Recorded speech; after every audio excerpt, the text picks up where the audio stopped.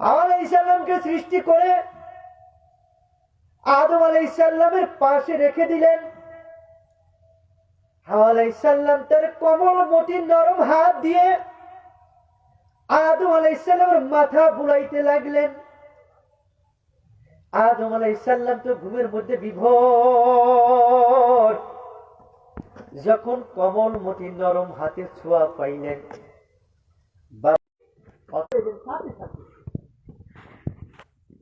আদম আলাইহিস সালাম হাওয়া আলাইহিস সালাম আকৃষ্ট হয়ে গেল, নিজেকে কন্ট্রোল করতে পারল না। অমনি মা হাওয়া আলাইহিস সালামকে ধরতে যাবে, স্পর্শ করতে যাবে, এমন মনোভাব তৈরি হয়ে গেছে। হাতটা বাড়াইছে, অমনি আল্লাহ পাক রব্বুল আলামিন ডাক কয়, আদম খবরদার খবরদার, হাত বাড়াইও না, খবরদার। তুমি হাওয়া এখন তোমার জন্য বৈধ না, আগে তোমার জন্য বৈধ করতে হবে, তারপরে তুমি হাওয়াকে ভোগ করতে পারবা। জোরে কোন সুবহানাল্লাহ। আল্লাহ কেমনি আমি বৈধ করব, তাড়াতাড়ি আমাকে বৈধ করে দেন, কারণ হাওয়ার প্রতি আমার মহব্বত পয়দা হয়ে গেছে, হাওয়ার প্রতি আমার ভালোবাসা পয়দা হয়ে গেছে। আল্লাহ পাক রব্বুল আলামিন বললেন, হে আদম, প্রথমেই তোমাদের দুইজনকে বিবাহ বন্ধনে আবদ্ধ করাইতে হবে। আদম আলাইহিস সালাম বলেন, মাবুদ বিবাহের তারিখ দেন। আল্লাহ পাক রব্বুল আলামিন বেহেশতের মধ্যে বিবাহের তারিখ দিলেন। বেহেশতের মধ্যে যত ফেরেশতারা ছিলেন, আসমানে যত ফেরেশতারা ছিলেন, সমস্ত ফেরেশতাদের দাওয়াত দিলেন। জোরে কোন সুবহানাল্লাহ। বড় আড়ম্বরের সাথে বিবাহের অনুষ্ঠান শুরু হইয়া গেল। মেজবানের কোনো শেষ নাই, মেহমানের কোনো শেষ নাই। মেহমান হইল ফেরেশতারা, কথা ঠিক না বেশি? কার বাড়িতে বিবাহ হইতেছে? আল্লাহর বাড়িতে। কার বাড়িতে? আল্লাহর বাড়িতে বিবাহ হইতেছে। আমাদের বাবা আদম আলাইহিস সালাম ও মা হাওয়া আলাইহিস সালাম বিবাহ হইতেছে। বিবাহ পড়াইয়া দিলেন এবং এই বিবাহের খুতবা আমার মাওলা নিজেই পড়লেন। বিবাহের খুতবা পড়তে হয় না?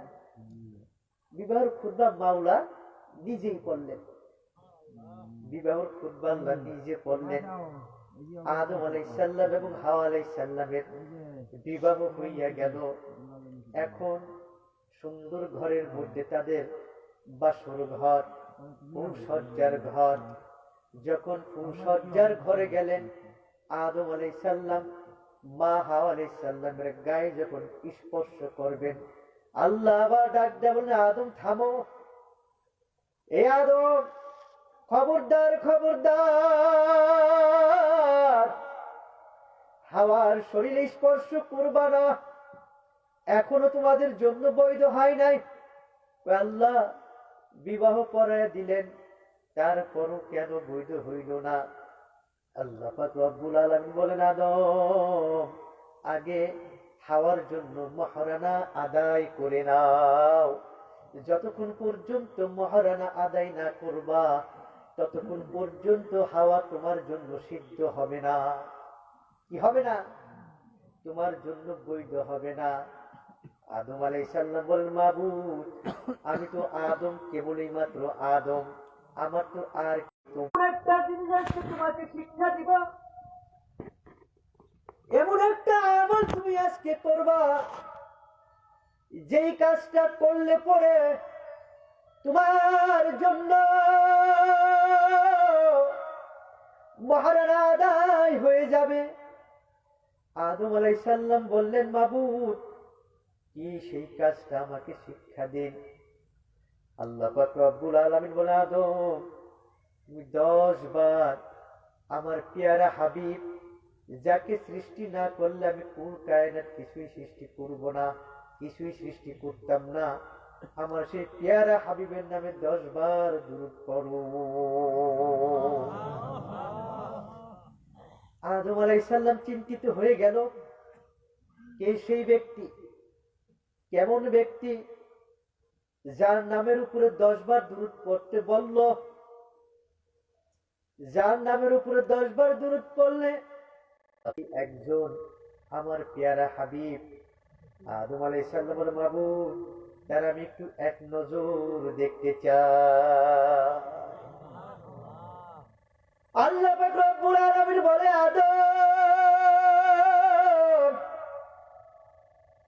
তুমি যদি আমার দোস্ত, আমার বন্ধু, আমার হাবিব তাকে যদি দেখতে চাও, তোমার আঙ্গুলের যেই চারি আছে, নখ আছে, নখের মাথার দিকে একটু তাকাও। আদম আলাইহিস সালাম চারি অর্থাৎ নখ, আঙ্গুলের নখের মাথার দিকে একটু তাকাইলেন। সাথে সাথে ওই নখের মধ্যে আল্লাহর হাবিব জনাবে মুহাম্মাদুর রাসূলুল্লাহ সাল্লাল্লাহু আলাইহি সাল্লামের নূরানি পবিত্র চেহারা ভেসে উঠল। জোরে পড়ুন সুবহানাল্লাহ। আদম আলাইহিস সালাম যখন চেহারাটা দেখলো, এমন মায়াবী চেহারা, আদম আলাইহিস সালামের অন্তরের মধ্যে পিতৃতুল্য মোহাব্বত পয়দা হয়ে গেল। এমন মোহাব্বত অন্তরে পয়দা হইল, ইচ্ছা ইচ্ছা করিয়াই মনের আবেগে আবেগে কোন দিক দিয়া যেন 10 বার দুরূদ পড়ছে, আদমের নিজেরও খেয়াল নাই। জোরে করে সুবহানাল্লাহ। 10 বার দুরূদ পড়ে ফেলছে। আল্লাহ পাক রব্বুল আলামিন বলে, আদম, যেই পেয়ারা হাবিব আমার বন্ধুর নামে তুমি 10 বার দুরূদ পড়লা, এই দুরূদের উসিলায় আমি তোমার নেককার বান্দাদেরকে, নেককার সন্তানদেরকে আমি বেহেশতগুলো সব ওয়াজিব করিয়া দিলাম। সব বেহেশত, যতগুলা বেহেশত বানাইছি, সব বেহেশতগুলা তোমার নেককার সন্তানদের জন্য আমি কি করে দিলাম? একেবারে ফরজ করে দিলাম। আর গুনাহগার যারা আছে তারা যদি তওবা করে, তাদের গুনাহ মাফ করে দিয়ে এই জান্নাত আমি তাদেরকে দান করে দিব। কেমন নবী পেয়ারা হাবিব, যার নামের উপরে 10 বার দুরূদ পড়ার কারণে মা হাওয়া আলাইহিস সালাম বৈধ হয়ে গেল এবং তাম দুনিয়ার যত নেককার বান্দা আসবে, সমস্ত বান্দাদের জন্য বেহেশত ওয়াজিব হয়ে গেল। এবং গুনাহগার উম্মত যা থাকবে, বান্দারা থাকবে, তাদের তওবাও আল্লাহ কবুল করে নিবে। আসমান জমিন পাহাড় পরিমাণ যদি গুনাহ করে, এরপরও আমার মাওলা ওই বান্দার গুনাহকে ক্ষমা করে দিবেন। জোরে পড়ুন সুবহানাল্লাহ। আতাইবু মিনা যামবি কামাল্লা জাম্বালা। যখন কোন বান্দা আল্লাহর দরবারে তওবা করে, আল্লাহ তার গুনাহকে এমন ভাবে ক্ষমা করে দেন যেন এই মাত্র তিনি তার মায়ের গর্ভ হইতে ভূমিষ্ঠ হইল। জোরে পড়ুন সুবহানাল্লাহ। এ বাবা, আমরা কোন নবীর উম্মত, কোন নবীর উম্মত হইয়া দুনিয়াতে আসলাম? আল্লাহ পাক রব্বুল আলামিন আমাদেরকে কোন নবীর উম্মত হিসেবে কবুল করলেন? যেই নবীর নামে 10 বার দুরূদ পড়ার কারণে বেহেশতের মধ্যে আল্লাহ পাক রব্বুল আলামিন মা হাওয়া আলাইহিস সালামকে আদম আলাইহিস সালামের জন্য বৈধ করে দিলেন। আমরা কোন নবীর উম্মত নিজেদেরকে নিজেরা চিনতে পারলাম না, নিজেদের পরিচয় পাইলাম না। এ বাবা, বিনা দরখাস্তে আল্লাহ পাক রব্বুল আলামিন আমাদেরকে মুসলমান হিসেবে দুনিয়াতে পাঠাইছে। কথা ঠিক না ঠিক? এই নিয়ামতের শুকরিয়া কিয়ামত পর্যন্ত আদায় করলো, এরপরও আদায় হইবে না।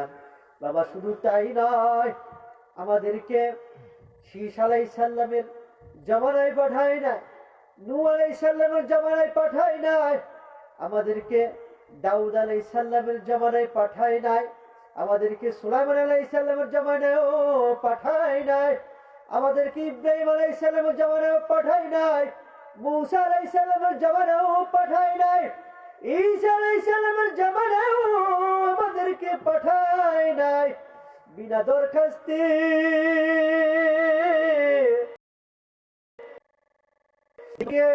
সৃষ্টি না করলে আল্লাহ রব্বুল আলামিন কুল কায়নাত কিছুই সৃষ্টি করতেন না। যেই নবীকে আল্লাহ রব্বুল আলামিন সমস্ত নবীদেরকে সর্দার বানাইয়া দিলেন, যেই নবীর উম্মত হওয়ার জন্য প্রত্যেক নবীরা পর্যন্ত আল্লাহ রব্বুল আলামিনের কাছে দরখাস্ত করছেন, ও মাওলা,